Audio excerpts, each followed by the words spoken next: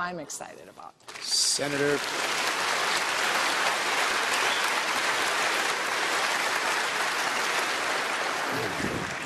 You don't have to. No, this is, I thought about trying to fulfill your obligation of some confession, and No, that's coming up next.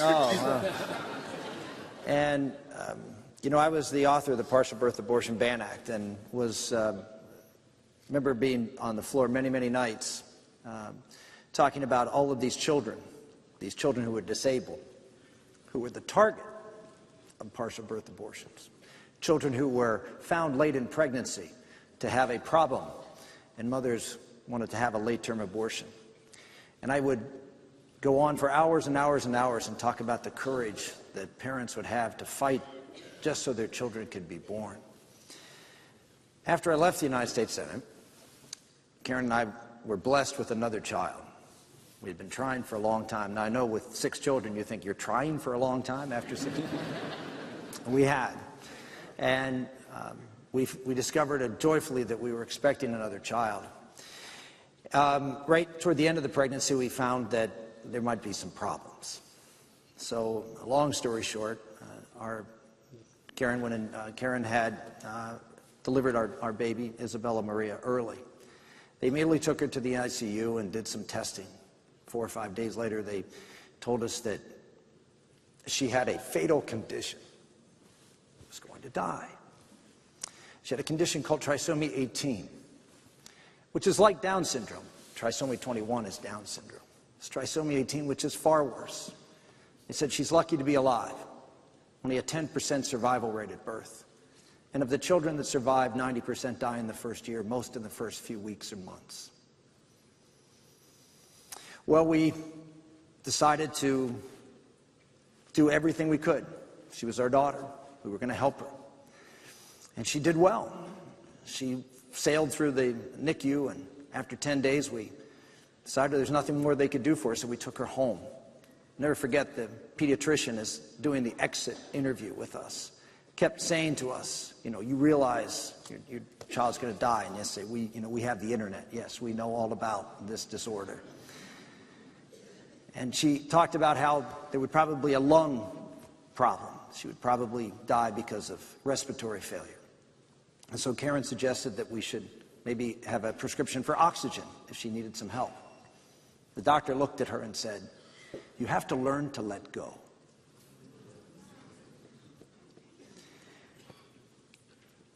I said, "All we're asking for is oxygen."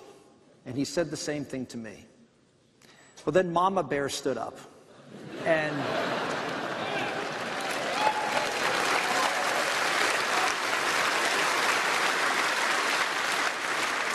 so after we got the prescription for oxygen, we left and went home. We went home on hospice care. Little Bella did amazingly well for the first few months, but then she got a cold. She got sick. And that's a killer for children like this. And it was for her in the sense that she quickly went downhill, and before we knew it, her heart had stopped. She had stopped breathing. Karen was able to do CPR. We got the EMTs and got her to the emergency room. She did okay. She came back, but then a couple months later, she had the same thing happen. And this time I was home holding her when it happened. I'll never forget seeing her fail, not being able to breathe. We had a monitor on her. She finally stopped breathing, and I put her on the bed, and I tried to do everything I could to try to get her to start breathing again. The next thing I know, Karen comes knocking me out of the way with an ambu bag and does CPR, and she comes back again. We went to the hospital and with the emergency room. And there she is laying on the table. She's about 5 months old. And she has her hand out on the emergency room gurney. And I went over and I reached out and held her finger. For the 5 months leading up to this, I had been the rock in the house. I was the guy that held everything together. Karen would always ask, "How can you be so..." I said, "Well, this is how I deal with things." And it was a lie. It was a lie. I decided that the best thing I could do was to treat her differently, to not love her like I did, because it wouldn't hurt as much if I lost her.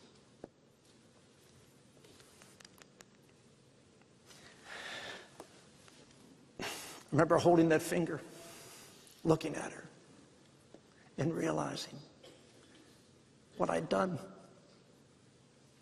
I had been exactly what I had said that I'd fought against at the partial birth abortion. I had seen her as less of a person because of her disability. I prayed that moment, please, please let her live. I promise.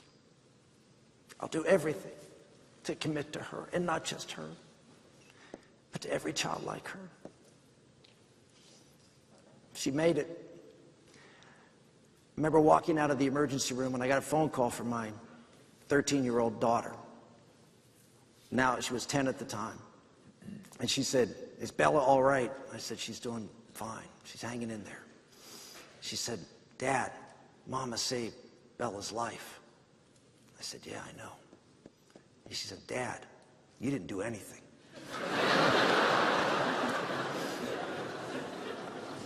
I said, "You'll find that to be pretty much the case with mothers and fathers."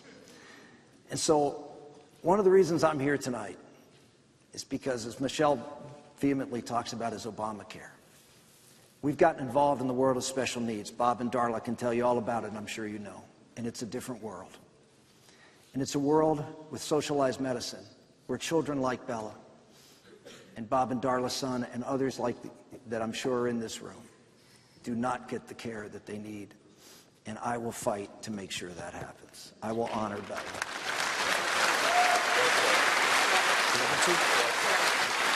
Do you want to ask? Do you want to answer this? Do you want to go ahead? She's now 3.5 years of age. And the reason she's not here, she's not doing well tonight, but so Mom is home with, my wife's not here because she's not doing well tonight. So please say a little prayer for her, but she's hanging in there. Thank you.